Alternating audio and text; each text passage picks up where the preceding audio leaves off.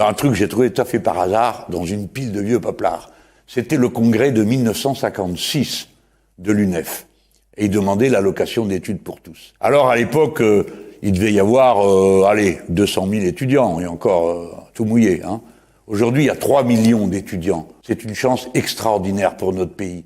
Et j'en veux, mais vous savez pas combien j'en veux, au gouvernement d'avoir inventé des mesures contre les étudiants étrangers. Ils ont pas l'APL, ça veut dire quoi? Qu'ils couchent dans la rue? Ils ont pas ceci, ils payent plus cher. Aujourd'hui, on parle d'étudiants étrangers. Le gouvernement qui a annoncé l'augmentation des frais d'inscription pour les étudiants étrangers. C'est lamentable, minable, vivement qu'ils s'en aillent. On a besoin que les étudiants francophones viennent nombreux en France.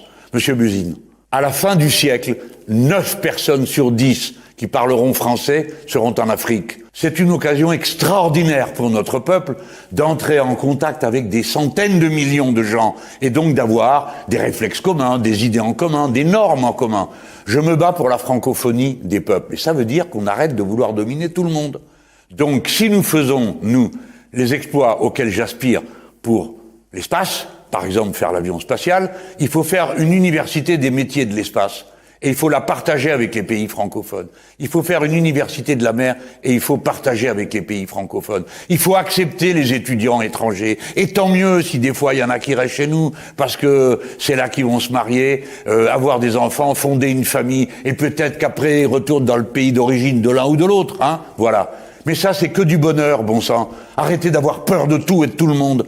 Un jeune éduqué, c'est formidable.